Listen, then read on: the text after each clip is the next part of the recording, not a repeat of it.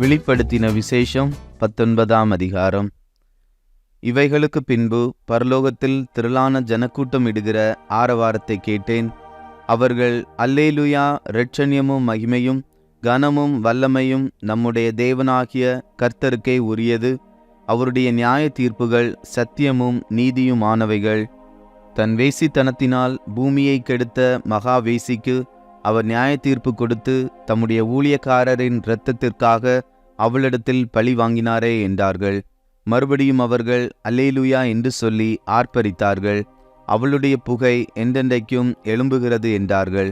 24 மூப்பர்களும் 4 ஜீவன்களும் வணக்கமாய் விழுந்து ஆமேன் அல்லேலுயா என்று சொல்லி சிங்காசனத்தின் மேல் வீற்றிருக்கும் தேவனை தொழுது கொண்டார்கள்.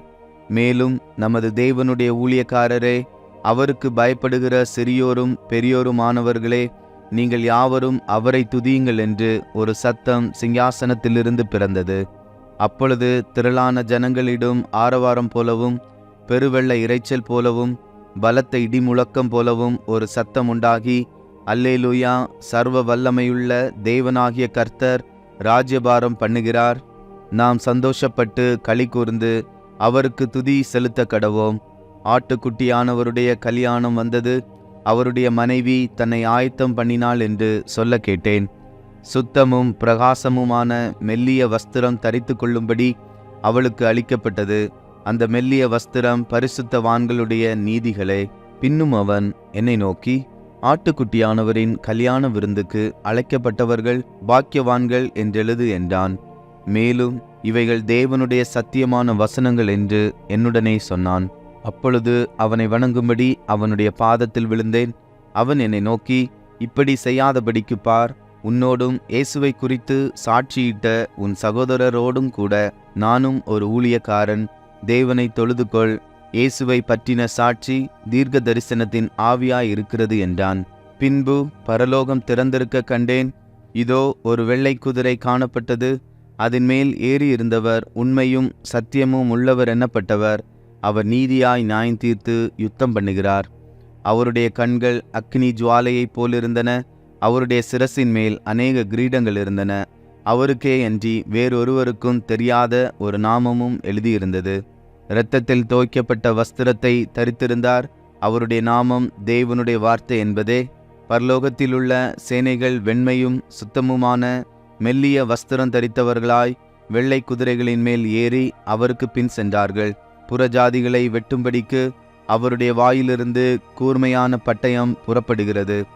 இருப்பு கோலால் அவர்களை அரசாளுவார். அவர் சர்வ வல்லமையுள்ள தேவனுடைய உக்கிர கோபமாகிய மதுவுள்ள ஆலையை மிதிக்கிறார். ராஜாதி ராஜா, கர்த்தாதி கர்த்தா என்னும் நாமம் அவருடைய வஸ்திரத்தின் மேலும் அவருடைய தொடையின் மேலும் எழுதப்பட்டிருந்தது. பின்பு ஒரு தூதன் சூரியனில் நிற்க கண்டேன்.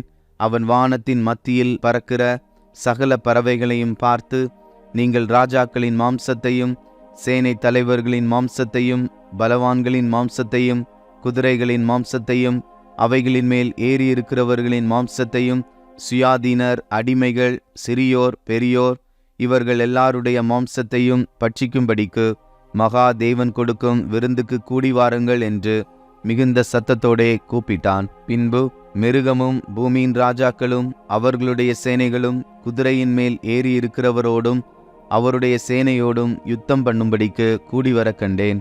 அப்பொழுது மிருகம் பிடிக்கப்பட்டது. மிருகத்தின் முன்பாக செய்த அற்புதங்களால் அதன் முத்திரையை தரித்தவர்களையும் அதன் சொரூபத்தை வணங்கினவர்களையும் மோசம் போக்கின கள்ள தீர்க்கதரிசியும் கூட பிடிக்கப்பட்டான். இருவரும் கந்தகம் எரிகிற அக்னி கடலிலே உயிரோடே தள்ளப்பட்டார்கள்.